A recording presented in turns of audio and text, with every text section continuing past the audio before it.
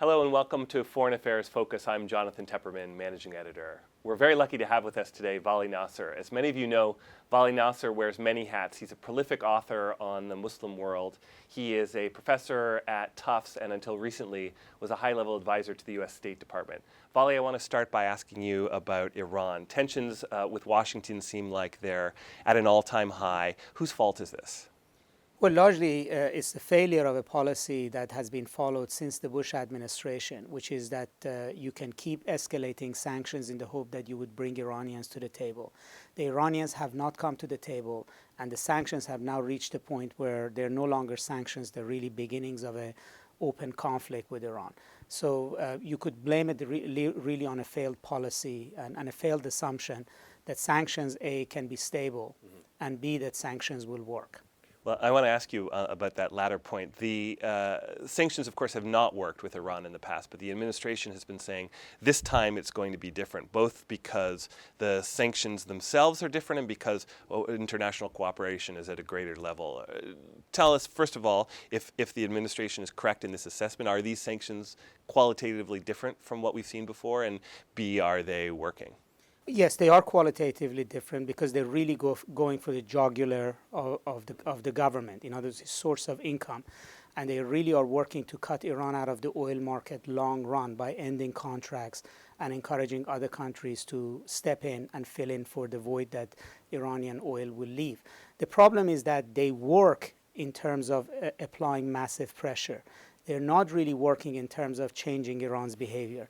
And I think actually they're going to be counterproductive because Iran now has an incentive to accelerate to nuclear capability rather than come to the table and negotiate. And is it the sanctions that are responsible for newly aggressive Iranian moves like this threat to close the Straits of Hormuz? Yes, because I think the Iranians have decided they're not going to get anything at the negotiations table.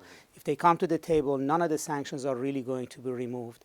And after a year and a half, 2 years of even successful negotiations, they will be weak, and then they will be susceptible to a Libya scenario where their people can rise up and the West is going to actually take the side of the people and not reward the government for negotiations. And I think there's been a high-level decision in Iran that it's better to stop the sanctions now by creating a deterrence against the West. First of all, disabuse the Obama administration of the belief that it can apply sanctions and more sanctions without cost and a blowback. And they're hoping that the more aggressive they are, the more the administration may think twice about going forward with the sanctions. But why do what they're doing now, which is effectively threaten to start a war that they know they can't win?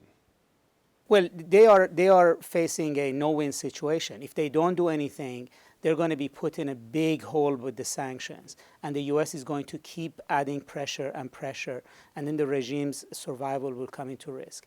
And at the other side, as you're saying, they could also escalate tensions and risk war. I think they have made the calculation that it is better to shoot a cross across the West's bow and get their attention and get them to back off potentially than to risk the sanctions being implemented and then being put in a position of having to undo them through negotiations. So the sanctions aren't working, and the Iranians are hell-bent in moving as quickly as possible towards a bomb. What should the American position or policy be? Well, I think first thing is to actually recognize that this particular strategy of sanctions leading to talks and ending the problem is not going to work.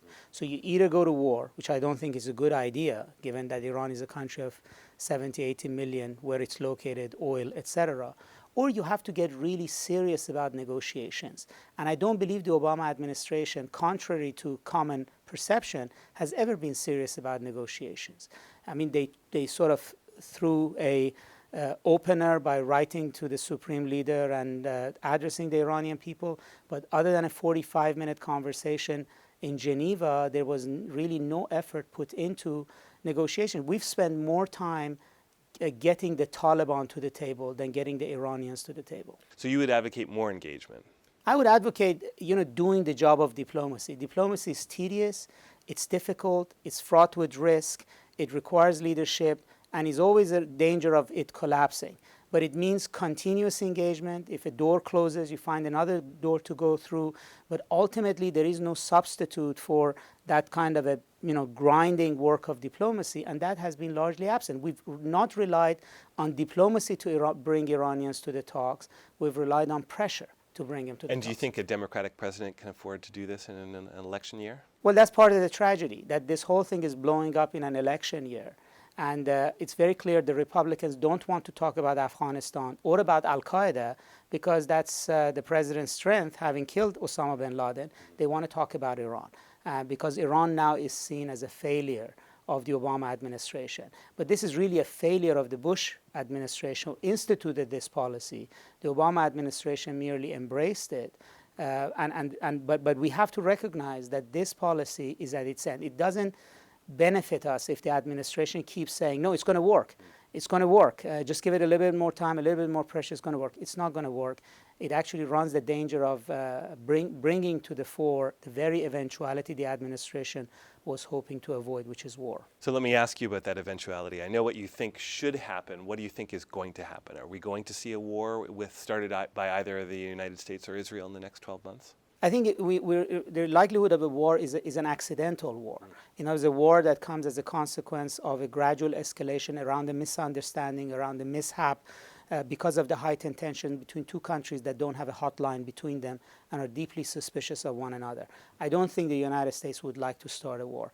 But if we don't see war in the next 12 months, we really have to begin to go back to the drawing board and think about how we're going to deal with Iran, the other side of the mushroom cloud, sort of a North Korea, Pakistan scenario with Iran. Vali, that's all we have time for. Thanks so much for talking to us. Thank you.